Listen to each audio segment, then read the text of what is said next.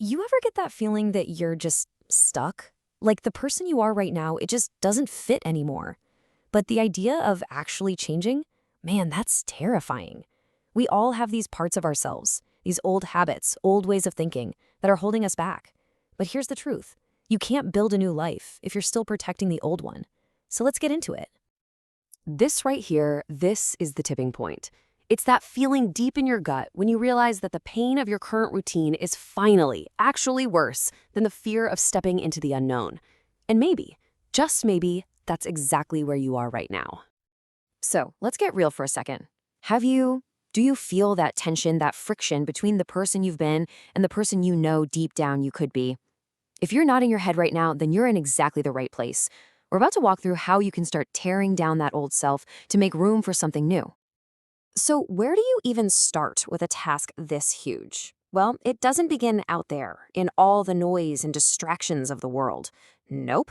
It begins in a place a lot of us try to avoid: quiet, sometimes uncomfortable solitude.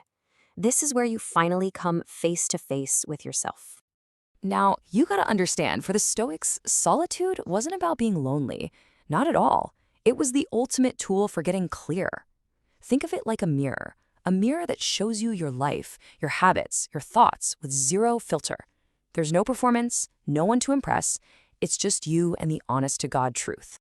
And what does this mirror show you? Oh, it shows you everything. It shows you the little lies you've been telling yourself, that you're too busy or not ready. It puts a spotlight on those comfy habits that are secretly wrecking your potential. It shows you the relationships that just suck the life out of you and the goals you walked away from because you got scared. It shows you with painful clarity the version of yourself that simply cannot come with you on this next chapter. So once you've seen the truth in that mirror, what's next? Well, it's not about adding a few good habits on top of a broken foundation. No way. The Stoic way is to clear the land before you build. It's time for a little intentional destruction. And this right here is the trap so many of us fall into. We try to change by adding something new, a morning run, maybe a healthier diet, but we never actually stop feeding the old patterns that created the mess in the first place. That procrastination, the self-doubt, the constant search for distraction, all of it has to go. So how do you do it? Well, this path of deconstruction is pretty methodical. First, you got to identify those patterns you saw in the mirror. But just seeing them isn't enough. The real work, the magic, happens in step 2, consciously, deliberately choosing discomfort. This is the fight. And finally, you have to truly let that old identity go. You're not trying to fix it or improve it. You're letting it die. This really gets to the heart of it, doesn't it? Your old self was built on comfort. It loves repeating the same things over and over, even if those things make you miserable. The new you, that person can only be forged in the fire of discomfort. Every single time you choose the hard thing over the easy thing, you are casting a vote for the person you want to become. Okay, so we faced some hard truths, we've started tearing down the old structures, but you can't just leave an empty lot, right?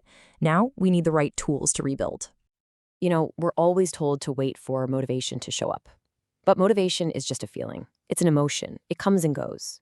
Discipline, on the other hand, that's a choice. It's the steel bridge that gets you from where you are today to where you want to be. Motivation makes you a slave to your feelings, but discipline makes you the architect of your reality. I know we tend to think of discipline as some kind of punishment, like it's restrictive. But the Stoics saw it as the highest form of freedom.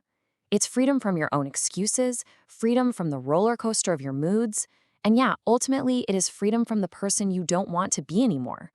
Every disciplined action you take, you're strengthening that new you.